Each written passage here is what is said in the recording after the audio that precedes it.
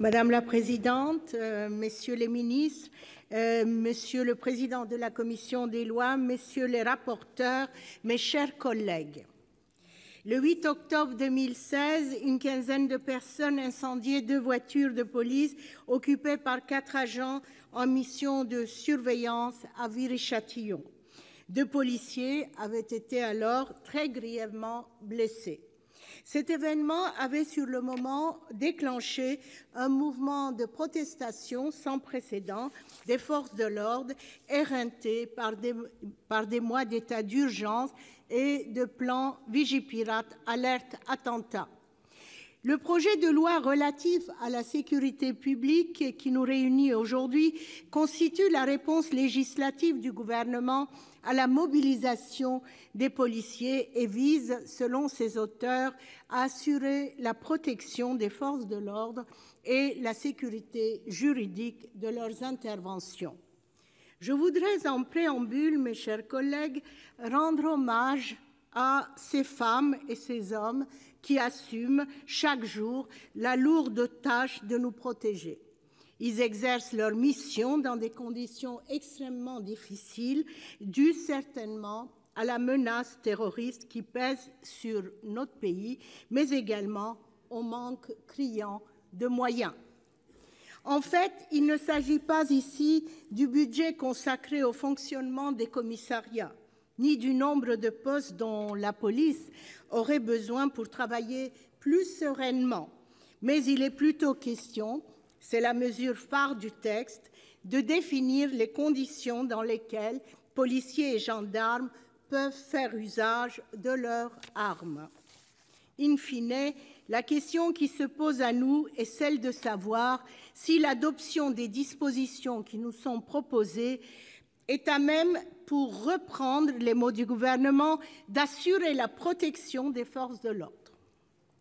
Il convient également de s'assurer que les droits des citoyens et citoyennes de ce pays sont suffisamment garantis.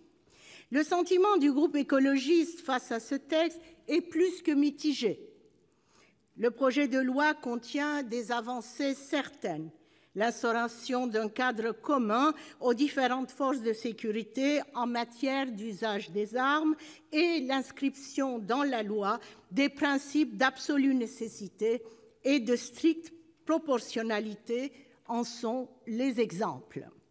Toutefois, les risques de dérive liés à une mauvaise interprétation de ces dispositions sont nombreux et devraient absolument être vus ou supprimés. En effet, si la vocation de ce projet de loi est de protéger les policiers, certains spécialistes considèrent au contraire qu'en l'état, le texte serait plutôt source d'une plus grande insécurité juridique. Permettez-moi ainsi de citer Olivier Kahn, chercheur au Centre de recherche sociologique sur le droit et les institutions pénales, qui s'inquiète, je le cite, « Si cette réforme ne s'accompagne pas d'un message clair, on peut craindre que les policiers n'en déduisent qu'ils auront plus de possibilités d'ouvrir le feu, alors que ce n'est pas le cas, puisqu'ils devront de toute façon respecter la Convention européenne des droits de l'homme qui dit que la nécessité de recourir à la force doit être absolue. » À son tour, Maître Laurent Franck Liénard, celui-ci avocat spécialisé dans la défense des policiers, abonde dans le même sens. Je le cite. « Mes clients avaient parfois déjà du mal à saisir la notion de légitime défense. Alors, ils ne vont pas saisir les contours de l'absolue nécessité.